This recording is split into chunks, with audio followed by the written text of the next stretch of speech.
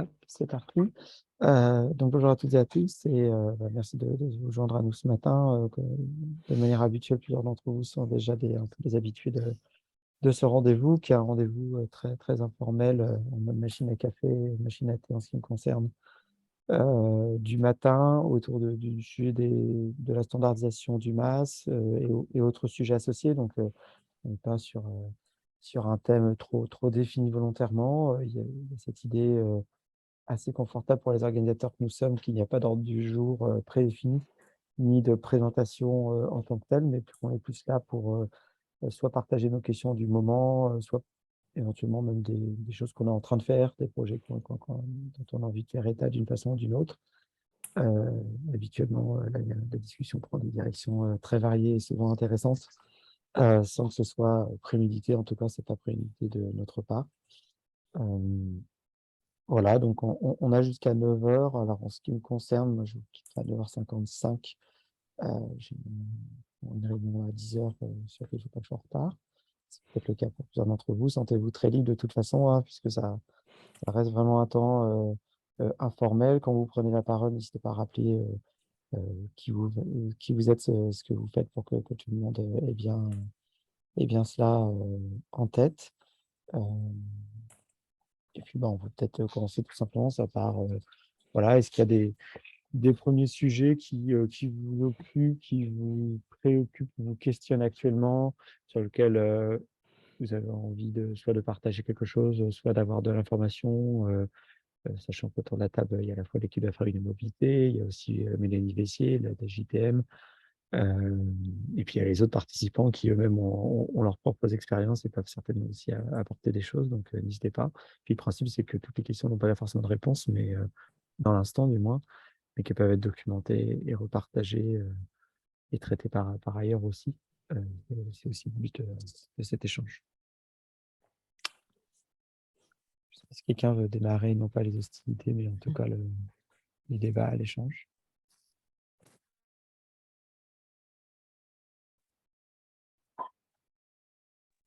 Bon, on va te laisser commencer, Ghislain. Bah, Mmh. je me dis qu'on pouvait peut-être, profiter qu'on avait à la fois, Nicolas et Tristan dans les participants et aussi Mélanie d'ailleurs, qui participaient la semaine dernière pardon, à un atelier de travail de collectivité autour des sujets du MAS et des standards. Et du coup, je me demandais si l'un ou l'autre d'entre vous, voudrait partager un peu la nature de ces échanges que vous en avez retenus, puisqu'on était, sur cette question, de fond qui était, comment, les collectivités, peuvent, mettre en œuvre, des projets de maths et notamment sur la standardisation, et quels étaient les les principaux défis finalement à relever pour opérationnaliser, donc pour rentrer dans le concret des projets. Et comme plusieurs d'entre vous là avaient vraiment, être vraiment dans l'action autour de ça, je ne sais pas si vous avez envie de partager quelque chose autour de ça, ou ce que vous avez retenu de cette journée, de ces échanges, puisqu'il y avait une douzaine de collectivités. Ça Ouais, je là enfin, là je lâche peut-être, excuse-moi Nicolas, peut-être vas-y, juste vas-y. un plus quand tu parles, lâche ton micro, tu étouffes un petit peu ta parole, quand tu le tiens dans les mains. Ouais.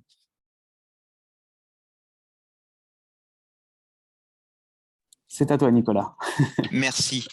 Oui, ben, pour revenir, sur cet échange, qui, était, super intéressant parce que ça a permis de prendre du recul sur, des sujets qui m'apparaissent capitaux dans le déploiement d'un MAS, soit, à l'échelle d'un groupement, hein, enfin d'un syndicat comme pour nous au niveau de Nouvelle-Aquitaine, soit à l'échelle locale.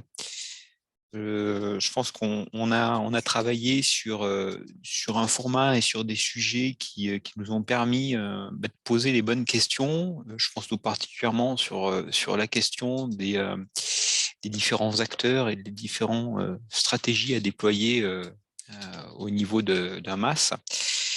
La problématique sur la montée en compétences, des différents agents ou des différentes personnes qui sont impliquées dans la démarche MAS, sous forme de constituer en définitive les modules de formation qui seraient, les plus intéressants, et les plus pertinents à mettre en œuvre. Ça, c'est une démarche que je trouve, très intéressante aussi. La problématique, qui concerne, tout ce qui est masse publique, masse privée aussi, il y a eu de bons échanges autour de ça. et puis tout ce qui concerne la question du libre, des solutions libres. Là aussi, je pense que c'était un bon débat. Je voudrais revenir sur la question, si vous en êtes tous d'accord, de la stratégie locale que les AO peuvent déployer ou doivent déployer à l'échelle d'un MAS, parce que même si le MAS se fait la plupart du temps à une échelle régionale, il n'en demeure pas moins que les AO doivent avoir une stratégie locale pour la faire porter eh bien, au niveau de leurs partenaires, de leurs exploitants, la faire porter aussi auprès de leurs élus, et puis dans leur contrat et dans les missions. J'ai beaucoup réfléchi suite à nos échanges qu'on a eus la semaine dernière.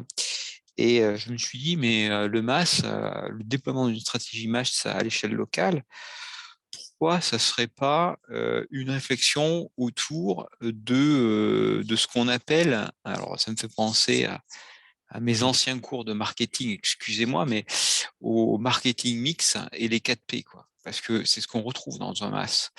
Les 4P, c'est-à-dire on le retrouve au niveau de tout ce qui est publicity, la communication, parce qu'on est vraiment dans des logiques de communication, de place, c'est-à-dire de distribution, les canaux de distribution. Quels sont les canaux de distribution les plus pertinents que je mets en place? Ça va aussi conditionner la stratégie billettique. Comment je développe au niveau de mes différents médias, que ce soit au niveau d'un calculateur, que ce soit au niveau du M-Ticket. Il y a la stratégie prix, price, c'est-à-dire quel prix je mets en place, quelle solution de gamme tarifaire ou d'offres tarifaires multimodales je mets en place. Et puis le dernier niveau, il n'y a pas de hiérarchie, hein, qui est product, le produit. Quel produit je développe, quel produit je pousse. Donc ça me fait penser à ça, comment le définir, comment concilier le niveau, enfin tous ces aspects avec le niveau d'intégration qu'on souhaite mettre en place, parce qu'on peut avoir une intégration extrêmement renforcée. Comment on concilie l'intégration, enfin la marque locale, le positionnement local ou le positionnement modal, c'est-à-dire le site d'un exploitant de transport par rapport à eh bien une marque intégrée qui est une marque masse, une marque interopérable. Donc voilà, il y a toutes ces questions et je pense qu'il y a nécessité pour les AO de bien le définir en amont. Parce que si on ne définit pas ça en amont, eh ben, il peut y avoir des glissements organisationnels qui peuvent se produire, c'est-à-dire qu'on peut faire des investissements qui sont à contre-courant par rapport à cette logique d'intégration. Je pense tout particulièrement lorsque on souhaite changer de logique d'exploitation au sein d'un parking ou autre, sur les contrats qu'on peut passer, sur les contrats d'objectifs qu'on est en mesure d'imposer ou de négocier avec ses exploitants. Donc tout ça, ça nécessite d'être posé parce qu'ensuite on risque d'avoir des surprises. Alors je ne sais pas ce que vous en pensez. Voilà, je vais lancer le débat sur ça. Merci d'avoir lancé le débat. En tout cas, il y a des réactions. Il y a justement Nantes Métropole, Sarah Guillet qui nous rejoint à ce moment. Je sais peut-être pas faire réagir Sarah tout de suite, puis pour pouvoir l'accueillir tout de même. Mais peut-être parmi les autres participants, si vous voulez réagir sur cette introduction au 4P du MAS et ses conséquences, ça peut être une bonne entrée. Et bienvenue à toi, Jean. Je vois que tu lèves la main, alors peut-être que tu veux réagir aussi.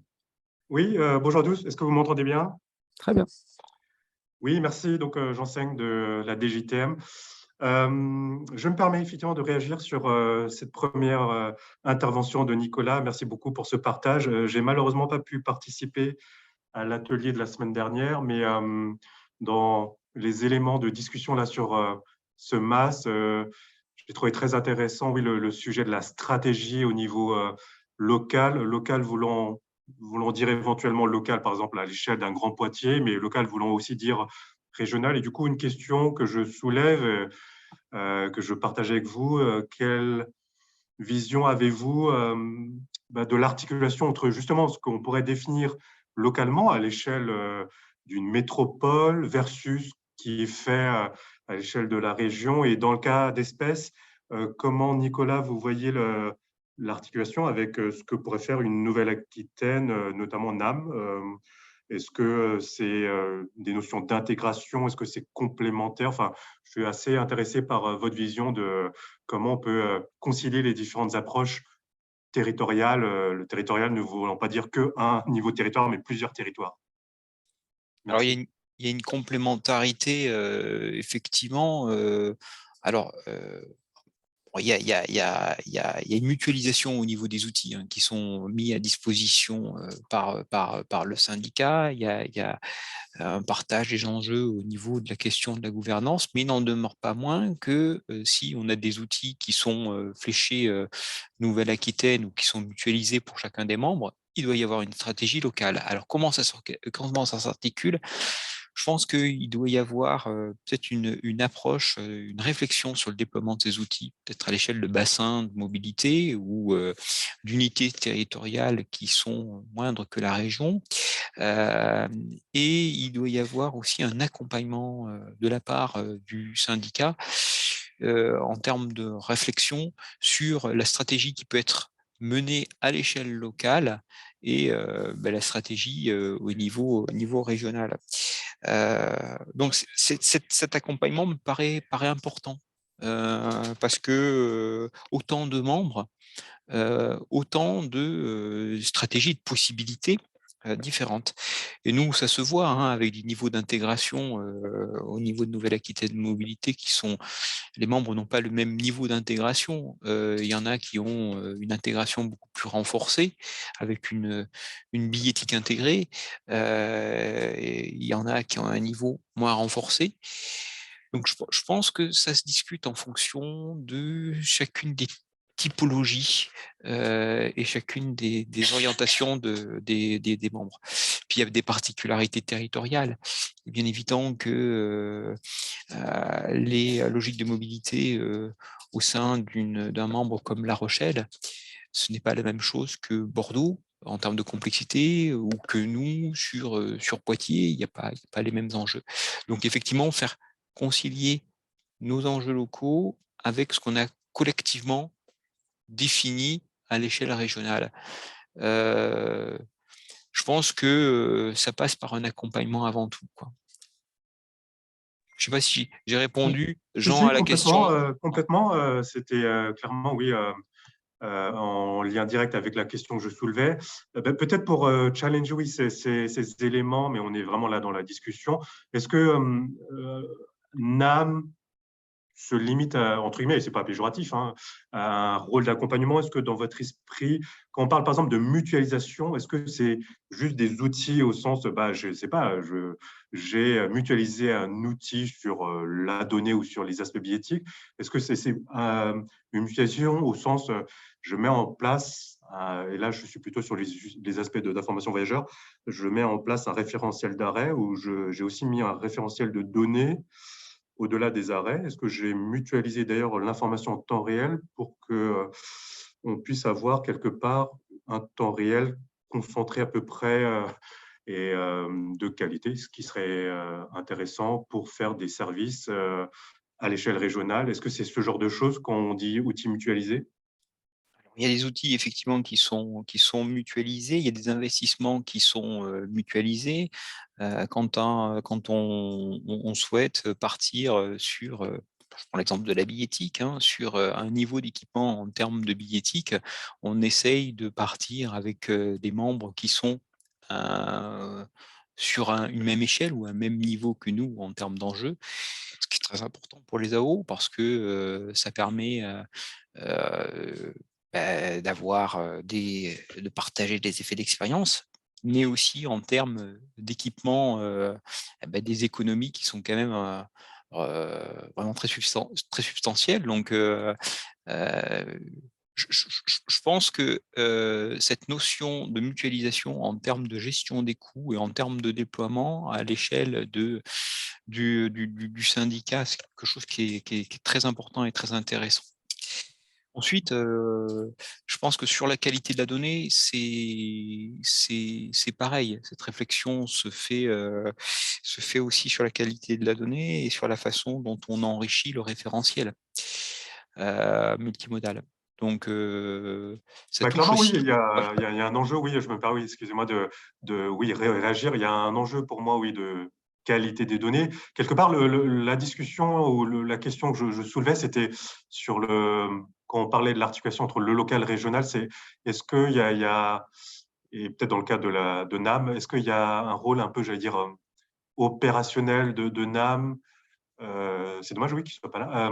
Au sens, est-ce que, par exemple, sur des référentiels d'arrêt, il joue un rôle opérationnel où il gère ce référentiel et il distribue, par exemple, des ID pour vérifier que les identifiants soient uniques et pérennes? Est-ce que ça va jusque-là et ce n'est pas juste un rôle de conseil ou d'accompagnement, c'est aussi un rôle très clair opérationnel?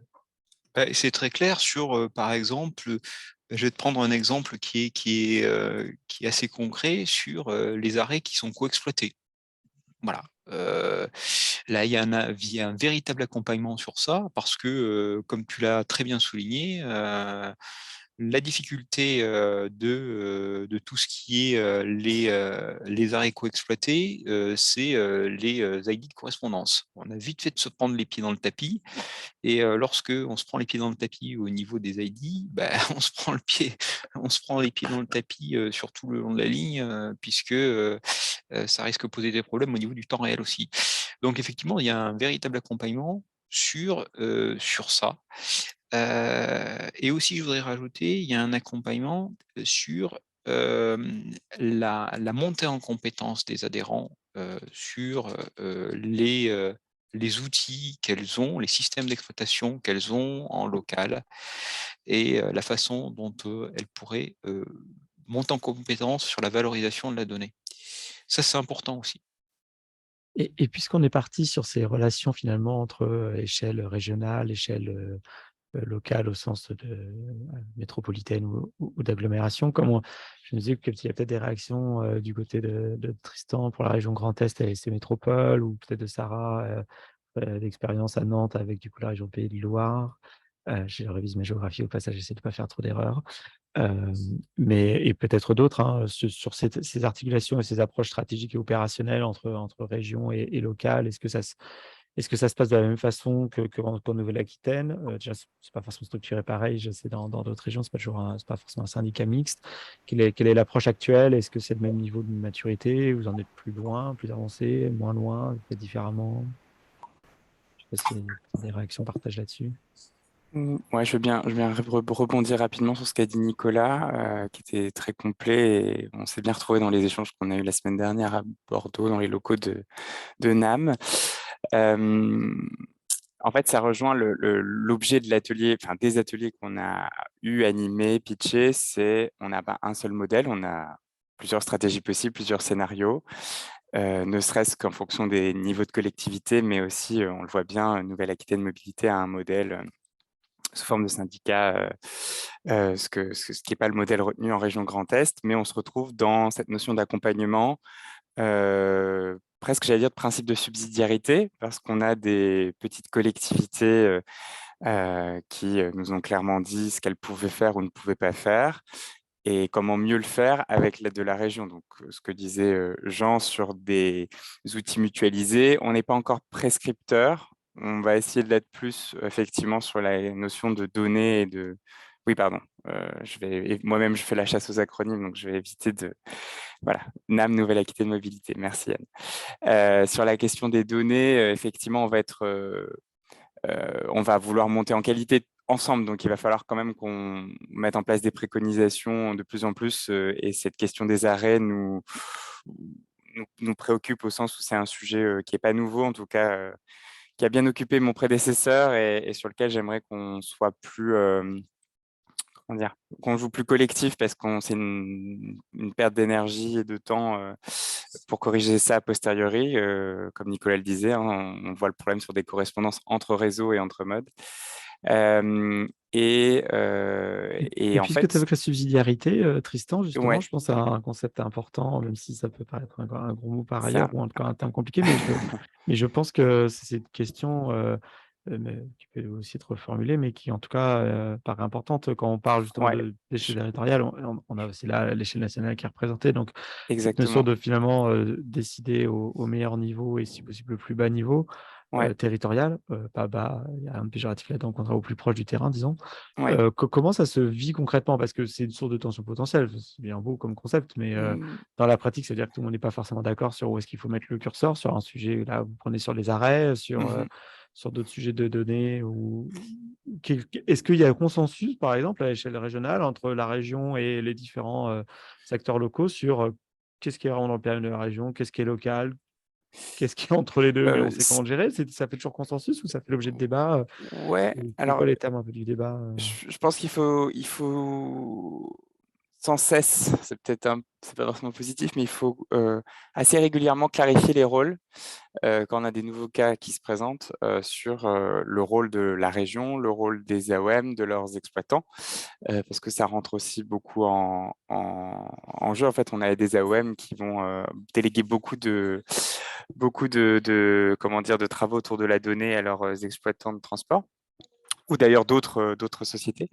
Donc voilà, il faut qu'on clarifie en permanence les rôles, et quand je dis subsidiarité, c'est aussi parce qu'on a nous, 36 réseaux qui sont partenaires de notre démarche, SIM, donc système d'information multimodal qui est une brique du MAS.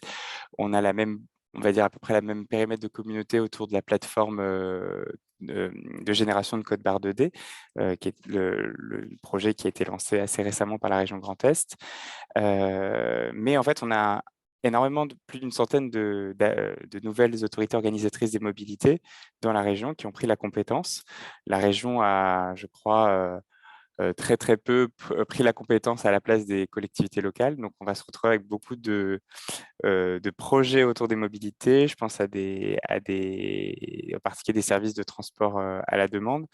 Et il va falloir que nous, bah, on trouve aussi notre place avec ces nouvelles AOM qui historiquement n'étaient pas membres de notre communauté SIM. Voilà, donc il faut qu'on trouve notre rôle et notre bon périmètre d'intervention, puisque tout le monde va vouloir faire du MAS. C'était vraiment au cœur de la journée de mercredi dernier, pardon. Voilà, tout le monde va falloir faire du MAS et il faut qu'on argumente pour convaincre que des services mutualisés à l'échelle régionale ont leur pertinence. Et quand je dis subsidiarité, c'est aussi pour rassurer des métropoles qui sont beaucoup plus avancées, beaucoup plus matures sur le sujet et qui vont pouvoir faire par elles-mêmes et qui ne vont pas se sentir freinées par l'accompagnement qu'on va fournir sur mesure à des collectivités ou des AOM qui sont moins avancées sur le sujet. Donc nous, il faut qu'on dose vraiment.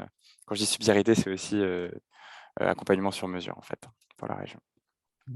Et je voudrais rajouter que sur un point de vue réglementaire, si on prend l'esprit de la loi d'orientation des mobilités, déjà, dès le premier article, ça lance quand même le ton, parce que on parle d'enrichissement de plateformes de mobilité de calculateurs d'itinéraires, mais cet enrichissement de plateformes de mobilité de calculateurs d'itinéraires se fait au plus proche des territoires, des réalités territoriales. Et effectivement, on a une région, un syndicat ou un groupement qui est chef de file sur une mobilité sur un secteur territorial. Par contre, il y a la réalité territoriale qui est importante. Je pense que c'est vraiment l'esprit de l'article 1 quoi, de la loi d'orientation des mobilités. Effectivement. Je me demandais s'il y avait d'autres réactions parmi les participants. Je pense peut-être aussi du point de vue de constructeurs, opérateurs. On a la chance d'avoir Alstom aujourd'hui. C'est quoi votre regard quand enfin, par rapport à la discussion est-ce que c'est un regard différent? Est-ce que vous vous y retrouvez? Est-ce que vous, le MAS, ça évoque d'autres choses pour vous? Je vois que Laurent aussi peut-être a des réactions. N'hésitez pas aussi à vous présenter un peu plus au passage pour tout le monde. Profitez-en. Oui, une question qui me vient après ces échanges. Je suis Laurent Decolle de l'INRIA Startup Studio. J'accompagne des entreprises pour se lancer sur le marché. Et ce que j'entends depuis tout à l'heure me fait réagir sur un point. Quelle place vous voyez pour le privé dans les masses? Quand je dis privé, c'est en dehors des collectivités territoriales et des exploitants de transport.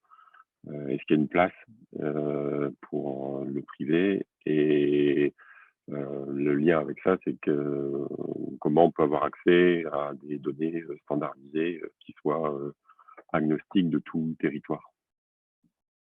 Bonne question. Je pense que c'est une question qui va peut faire réagir les uns les autres. On l'a évoqué un petit peu la semaine dernière, mais avec des participants qui étaient uniquement secteur public. C'est intéressant de rouvrir la discussion là sous un autre angle. Et d'ailleurs, la perspective des acteurs publics sur le sujet est déjà en elle-même intéressante, puisqu'ils sont amenés à effectivement travailler avec des acteurs privés et à se poser cette question de qui fait quoi, quels sont les différents rôles et qui apporte quoi en fait dans l'affaire, y compris dans un mass public. Je ne sais pas si l'un ou l'autre veut réagir à ça, peut-être partager tout simplement comment ça se passe aujourd'hui, quelle est la place de l'acteur privé dans les projets sur lesquels vous êtes présents? Est-ce que Alors, c'est uniquement des prestataires? Est-ce que c'est des acteurs qui apportent des choses à côté ou en complément, parfois en concurrence? Comment vous voyez les choses? pour moi, il a toute sa place parce que, enfin, toujours dans l'esprit de la loi, alors c'est le fameux P de tout ce qui est le place, hein, c'est-à-dire les canaux de distribution. Il ne faut pas hésiter à multiplier de façon cohérente les canaux de distribution. Et donc, ça pose la question de comment se place un mass privé à une échelle qui peut être modeste, mais qui existe, hein, c'est-à-dire lorsque un Movit, un Citymapper va récupérer des données temps réel ou des données GTFS, là c'est le début d'un MAS où il peut proposer aussi à une échelle locale de vendre des titres. Donc ça fait partie d'une des réflexions que là-haut doit pas exclure en fait. Je pense que on n'est pas limité et à effectivement à une grosse échelle régionale. Il y a une réflexion qui doit être menée aussi aux répercussions d'un mass à une échelle beaucoup plus locale ou un mass privé. Sur ce thème-là, il me semble aussi on peut même couper le sujet peut-être en deux grands morceaux. Il me semble qu'il y a le sujet on va dire des masses privées, c'est-à-dire finalement des applications, des opérateurs qui intègrent différents services et qui sont des acteurs privés. Et d'une part, et d'autre part, on a plutôt des acteurs qui peuvent apporter des technologies, des services qui permettent de construire des masses, qui permettent de travailler la donnée, qui permettent de l'analyser, de la collecter, qui permettent de construire le système IT et ces acteurs sont très variés. Dans la première catégorie, je pense qu'il y a une forme de paradoxe ou voire de tension. C'est que, pour le coup, les acteurs privés et publics, sont relativement en concurrence. Alors, il y a des acteurs privés qui sont tout simplement des fournisseurs d'acteurs publics, hein, qui fournissent des solutions, on va dire, clés en main pour opérer un MAS ou qui en fournissent des briques. Mais dans la pratique aujourd'hui, les plus grandes applications ou les applications les plus utilisées en France, elles sont souvent celles d'acteurs privés à quelques exceptions. Ce qui ne veut pas dire que les applications publiques n'ont pas d'audience, mais déjà, l'audience est territorialisée, donc forcément prise individuellement, chaque application a une audience plus limitée, même quand on raisonne à l'échelle régionale. Et par ailleurs, sur l'autre volet je trouve des acteurs privés, c'est un petit peu différent puisque là, on a à la fois une diversité d'acteurs, on a beaucoup de besoins, on est sur des marchés en B2B ou en B2G. Et quelque part, les acteurs publics qui construisent leur masse, pour le coup, ils ont besoin de se reposer sur ces acteurs. Parce qu'à quelques exceptions près, les acteurs publics n'ont pas développé leur propre technologie ou pas dans leur intégralité. Ils ont besoin d'acteurs qui leur apportent des solutions, sur cette partie, voilà, collecter la donnée, la traiter, la valoriser dans des services. Et quelque part, la coopération entre les 2 paraît, indispensable. Et de fait, dans la pratique, c'est ce qui se passe. Enfin, les solutions qui sont construites aujourd'hui, elles relèvent de solutions qui sont bâties sur sur des briques fournies par des acteurs privés, mais qui sont ensuite mises en œuvre par des acteurs publics dans leur masse, quoi. Je ne sais pas si vous partagez les uns et les autres, peut-être que vous n'êtes pas forcément d'accord avec ma compréhension des choses, hein, mais Ouais. La question qu'on s'est posée lors de la journée, rebondis rapidement, c'était plutôt face aux moyens que peuvent déployer des grands acteurs du numérique, de grands acteurs privés. Effectivement, même si on se muscle beaucoup sur la, la gouvernance des données, on se réapproprie aussi beaucoup de briques du MAS en tant qu'acteur public, enfin on veut se les approprier tout court, on aura toujours et besoin et on ne pourra pas aligner les mêmes moyens de toute façon que des acteurs GAFAM. Moi, ce que j'ai avancé sur, c'est assez personnel comme position, c'est qu'on sera complémentaires en fait. On n'a pas le même objectif tout à fait, même si in fine ça améliore l'expérience des voyageurs. On n'aura pas tout à fait les mêmes cibles, on n'aura pas les mêmes canaux d'entrée. Enfin, on avait évoqué par exemple un voyageur touriste. A priori non francophone, va moins facilement basculer sur des applications développées enfin, commandées par des acteurs publics. À contrario, on a des publics type scolaire, des publics mineurs, des publics peut-être moins familiers avec les outils numériques, qui sont peut-être des cibles plus prioritaires pour des acteurs publics. Donc, on ne va pas rivaliser avec Google Maps et consorts, mais on va proposer un MAS différent en fait en tant qu'acteur public. Voilà, c'est ce que j'avais porté lors des ateliers. Mais il y avait d'autres remarques intéressantes. Et puis, il y a aussi la question de la capitalisation de la donnée. Pour moi, c'est un point fondamental pour les AO, parce que les AO produisent la donnée au quotidien et l'ouvrent alors, dans le cadre de leur partenariat numérique, dans le cadre de leur démarche masse ou sur leur plateforme locale Open Data. Le but, c'est de monter en compétence sur la production de cette donnée et l'animation de l'écosystème numérique qui en découle. J'ai pris l'exemple de tout ce qui était lié aux aménagements ou aux projets au sein d'une collectivité. On fait le constat que, en fait, sur certaines données, les collectivités sont au courant avant Google. Elles savent déjà les projets qui vont émerger. Le problème, c'est que les capacités, les AO n'ont pas la plupart du temps les capacités pour soit mettre au standard, soit ouvrir de façon actualisée cette donnée. Alors, à des niveaux divers, hein, ça peut être, on parlait de cette question, de la fameuse question qui a animé un atelier il y a quelque temps sur la prise en compte des arrêtés et puis sur le référentiel voirie. Voilà, donc je pense que les AO, elles, se doivent aussi de capitaliser la donnée qu'elles produisent au quotidien et aussi miser sur leur système d'exploitation qui produisent cette donnée.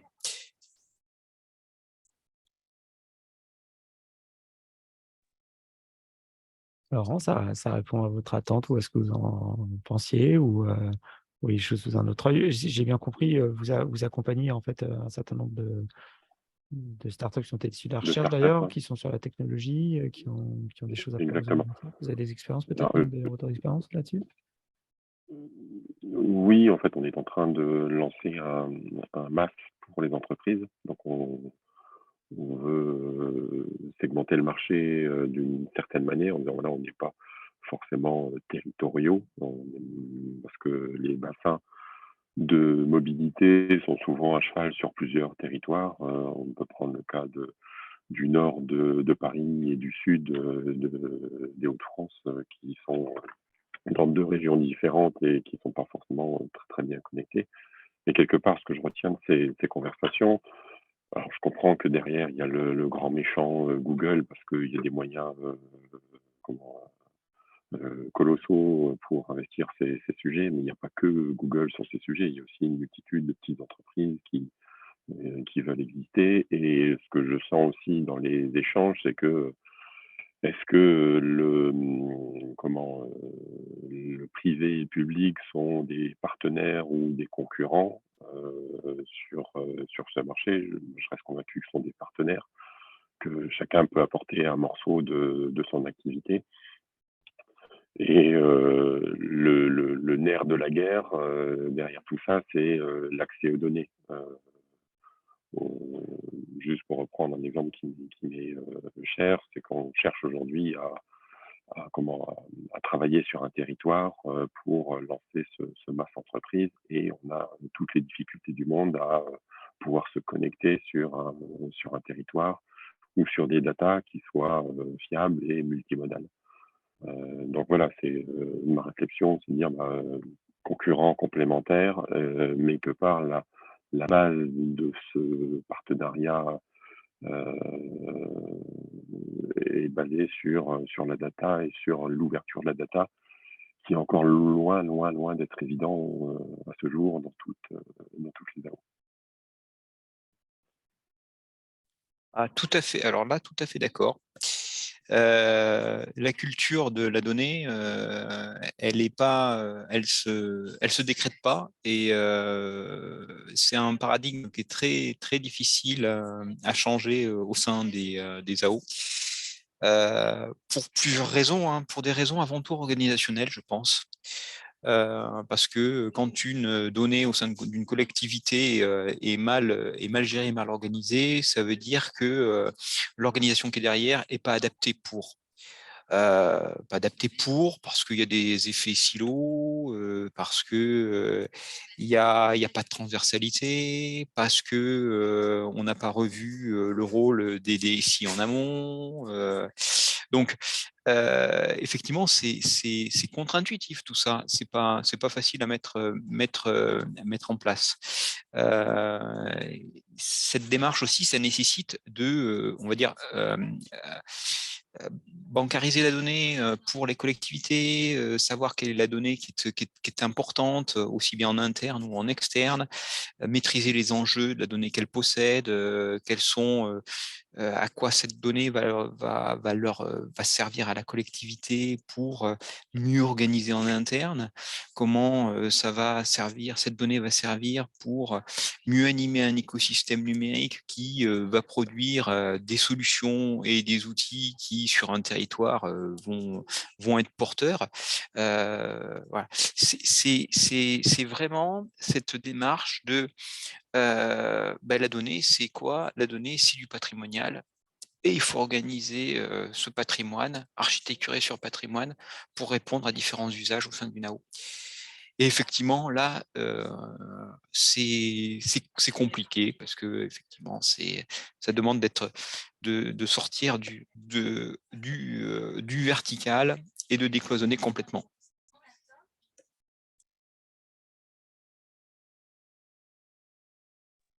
Et tu penses que c'est quelque chose dont vous prenez le chemin les uns les autres, hein, pas forcément à l'échelle d'une AO spécifique, mais est-ce que tu as l'impression que collectivement, il y a des AO qui font particulièrement bien en la matière qu'est-ce qu'il faut pour aller dans cette direction? Est-ce qu'on prend réellement d'ailleurs cette direction les uns les autres?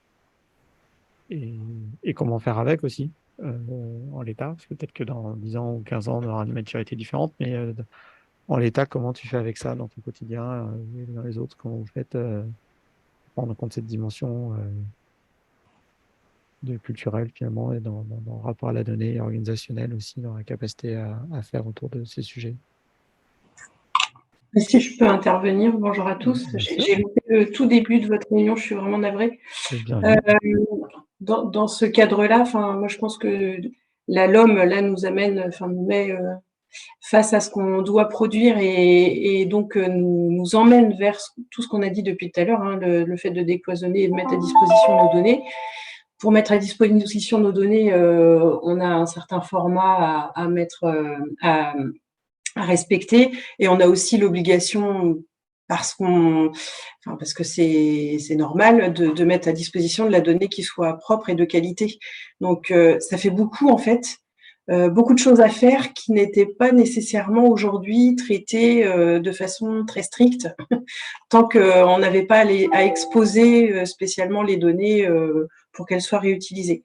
Ça pose beaucoup de questions faut pas négliger en fait ce que ça implique en interne en termes de transformation, pas uniquement des outils de production, mais aussi vraiment de l'organisation interne, tant du point de vue des transporteurs, mais aussi même au sein des collectivités, en termes d'équipe, le fait d'avoir des gens qui sont formés, qui comprennent ce qu'il y a à faire et qui puissent le mener.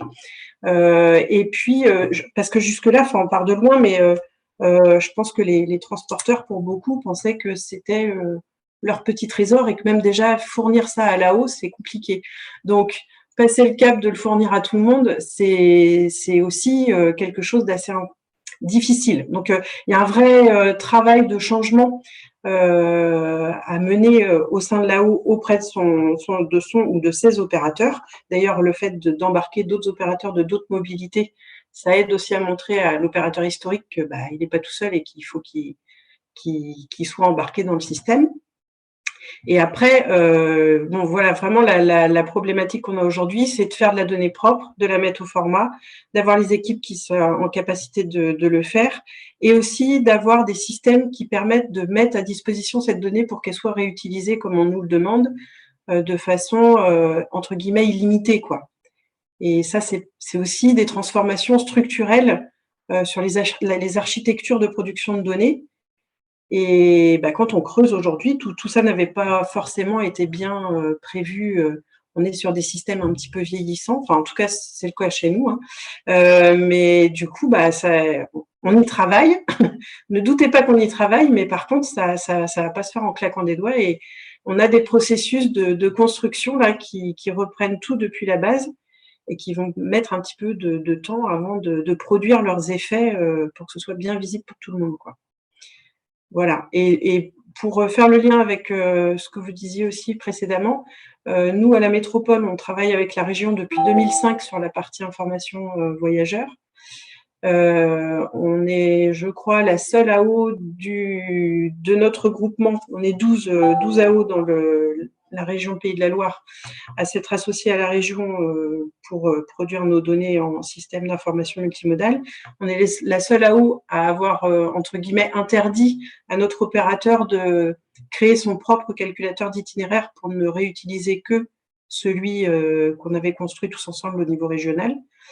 Ça montre un petit peu ce que vous disiez, les niveaux d'engagement différents en fait de chaque collectivité. Nous, on y croit en fait, donc on essaye vraiment de mutualiser les outils parce qu'on trouve que financièrement, ça a un intérêt, par exemple. Je pense que de façon sobre aussi, ça pourra prouver son intérêt dans les temps à venir. Ça risque d'être important. Et après, qu'est-ce que je voulais vous dire d'autre là-dessus? Sur ce que disait Laurent, excusez-moi, je n'ai pas retenu votre nom. On n'a rien contre les privés. Nous, on est persuadés que plus on sera nombreux à faire de l'information multimodale et de la simplification d'accès aux systèmes alternatifs à la voiture solo, et plus on sera dans le bon sens vis-à-vis des politiques qu'on porte. Donc, même s'il y a des gros... Ils sont pas méchants, c'est des gros privés qui ont leurs propres intérêts, qui mènent des actions. Si ça peut nous rendre service d'un point de vue politique pour mener des actions d'alternatives à la voiture solo, ça nous convient très bien. Et si c'est d'autres acteurs plus petits et plus agiles qui proposent des solutions sur les territoires, on n'est pas contre non plus. Je citerai un exemple que je connais au niveau local, qui est du coup GeoVélo, qui a démarré en 2011. On a été assez tôt avec eux pour expérimenter ce qu'ils proposaient en calculateur d'itinéraire vélo. Là où c'est compliqué pour eux, c'est de passer le cap, de s'associer avec des gros producteurs de masse, parce que quand on va voir la région Pays de la Loire, par exemple, si on n'est que sur le territoire métropolitain, c'est un peu réducteur. Il faut vraiment passer le cap et s'associer au bon opérateur qui va être retenu au niveau régional pour faire le calculateur d'itinéraire multimodal et s'intégrer dedans. pour s'associer et avoir un calculateur d'itinéraire alternatif. Alors, je sais pas, covoiturage, vélo, enfin bref, que sais-je, mais qui puissent s'associer pour être à l'échelle du territoire. Voilà.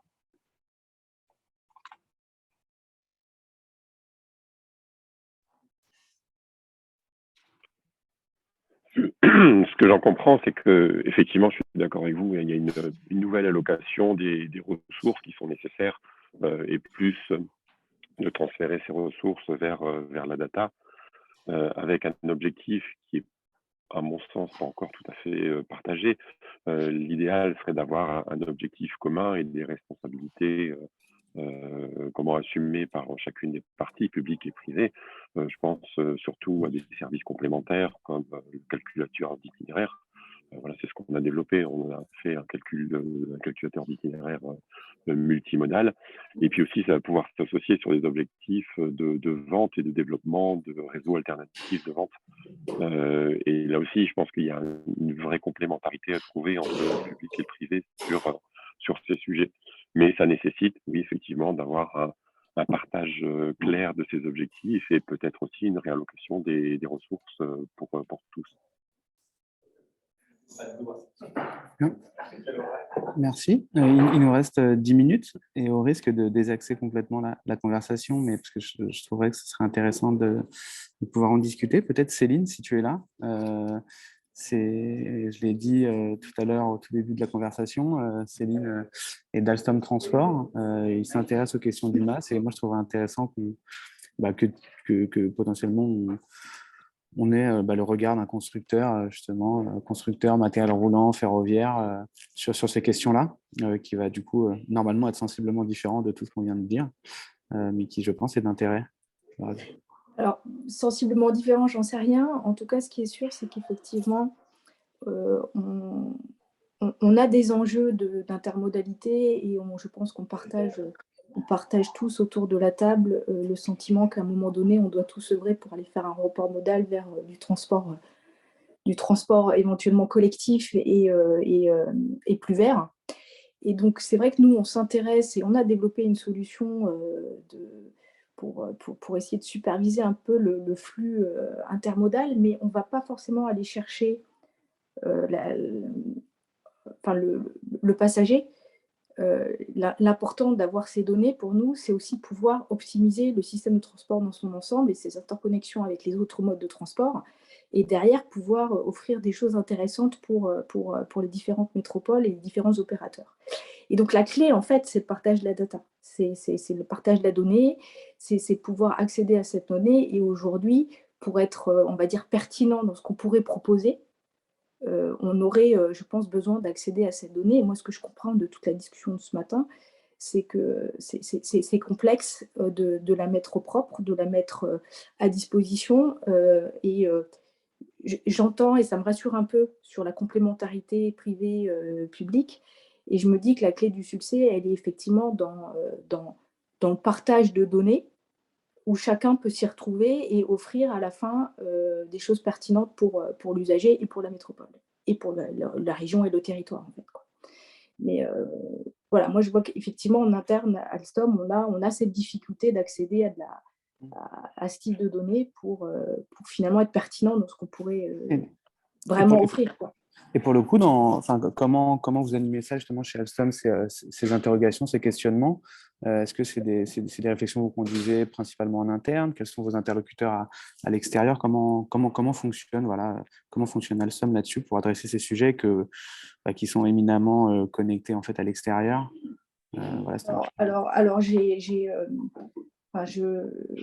on s'outille forcément et on est associé au monde de la recherche, au monde scientifique.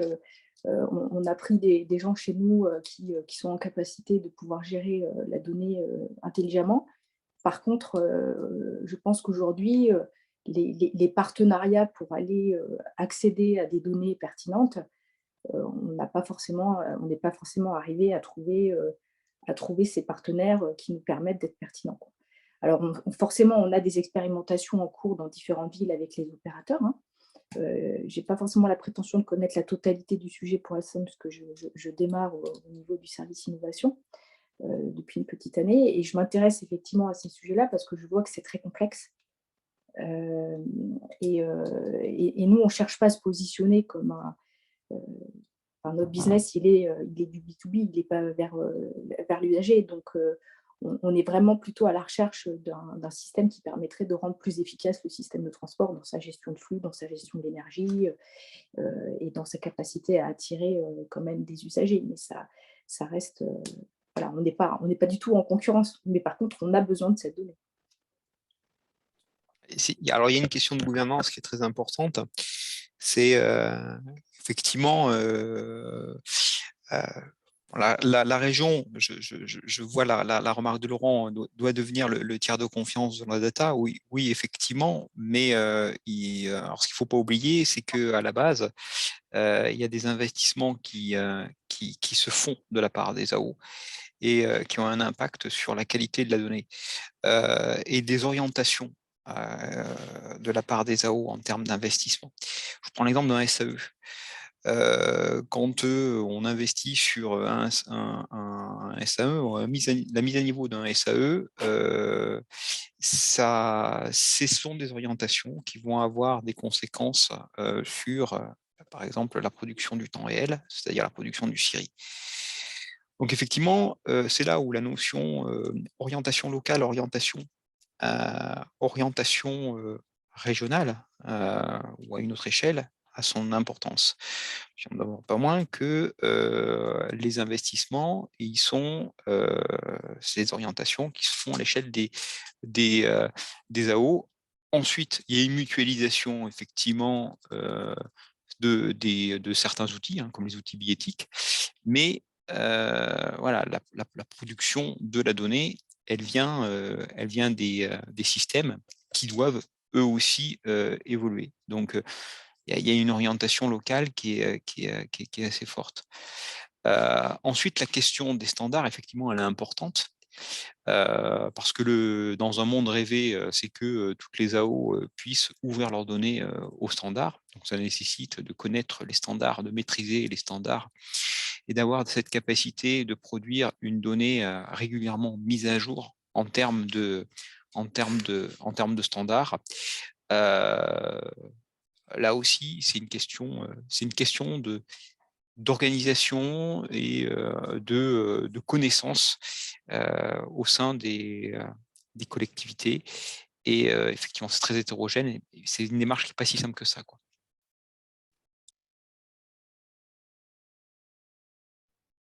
Très bien. Est-ce que vous avez d'autres Effectivement, réactions? juste, je pense que dans le mot interopérabilité, il y a la donnée, effectivement, mais aussi pouvoir l'utiliser et la rendre compréhensible pour les autres systèmes. Et effectivement, la mise au standard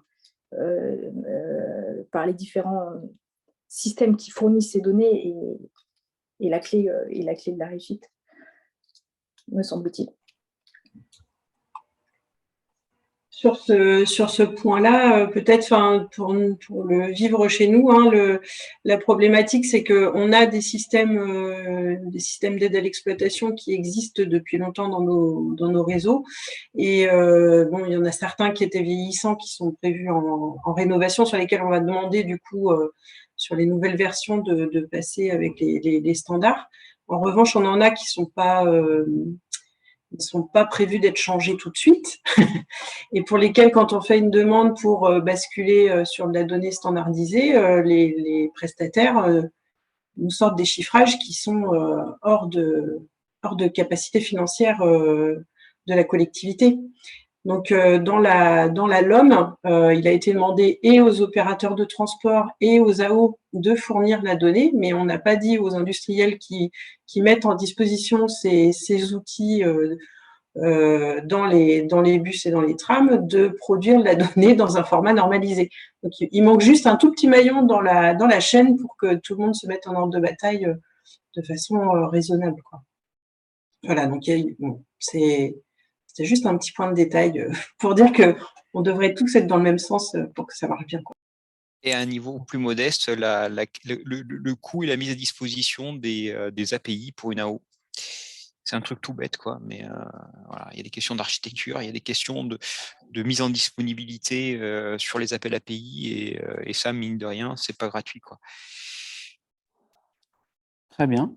Écoutez, merci. Je vois qu'il est 10 heures. On doit enchaîner de notre côté avec une autre réunion. Du coup, je vous propose de terminer là-dessus. Merci beaucoup en tout cas pour les échanges qui, encore une fois, ont été assez riches. On espère que vous avez pris au moins autant de plaisir que nous à vous retrouver ce matin. On aura un prochain format le mois prochain. Enfin, voilà, une nouvelle rencontre. Donc, pour les sujets qu'on n'aurait pas forcément eu le temps de traiter aujourd'hui, on pourra tout à fait les creuser lors de notre prochaine rencontre. Et puis, d'ici là, on vous remercie et puis on vous souhaite de passer une bonne journée.